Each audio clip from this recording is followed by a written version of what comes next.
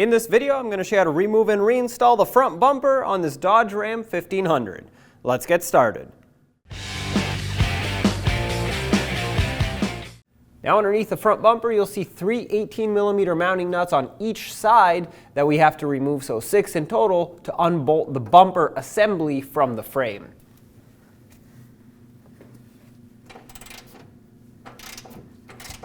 I'm going to break them all free with my longer ratchet for some leverage, since I can't fit a power tool in here.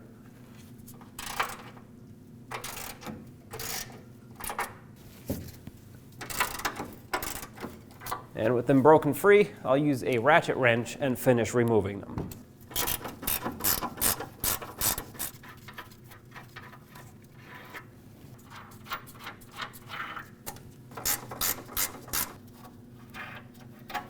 With these off on this side, do the same to the other side. Now we'll have to access the corner of the front fascia, which is basically that piece of color-matched plastic trim that goes below the headlights but above the bumper. My vehicle has these fender flares on, yours may not. For me, it's a Phillips head screw that holds them on, so I'll remove this. And then this should be able to be peeled away slightly, just enough to expose this 8mm headed bolt. Remove this.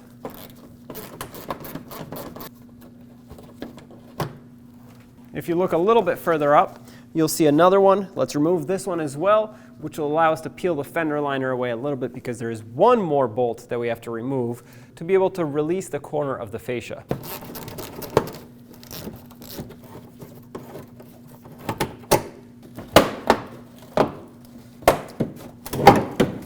All right, this is what we needed. With the fender liner peeled away, you can see right here is a 10mm bolt, which we have to remove. This is the last thing holding the fascia on this corner. So grab a socket and a ratchet and take this off.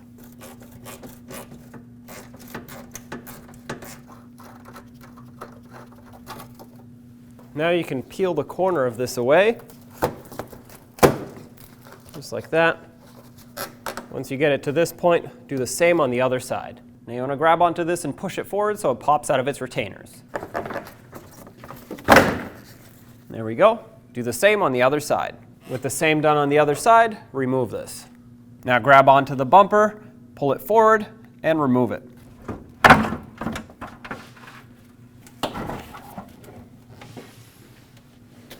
Now take the bumper, line up the studs with the frame rails that stick out the front.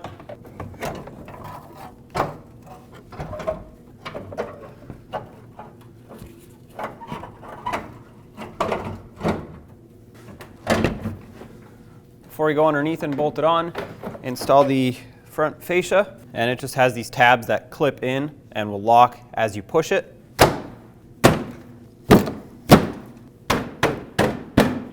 Now inside of the fender well, reinstall the 10mm headed bolt that we removed that holds the valence panel on. Put a little bit of anti-seize on it since it was quite rusted, and we'll snug it up. All right, just give it about 1/8 of a turn after it bottoms out. Put your fender liner back in place. Tuck it behind the wheel arch.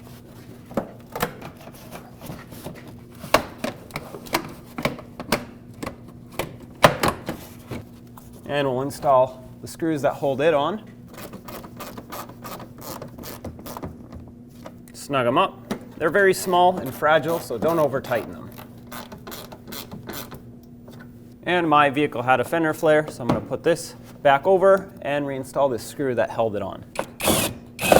Now from underneath, install your 3 mounting nuts that hold the bumper to the frame, and get these nice and close, and then we'll tighten them up.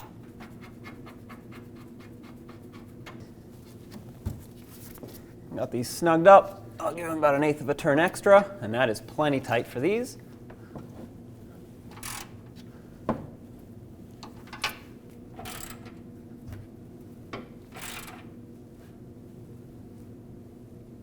All right, those are tight. Do the same to the other side, and job is done.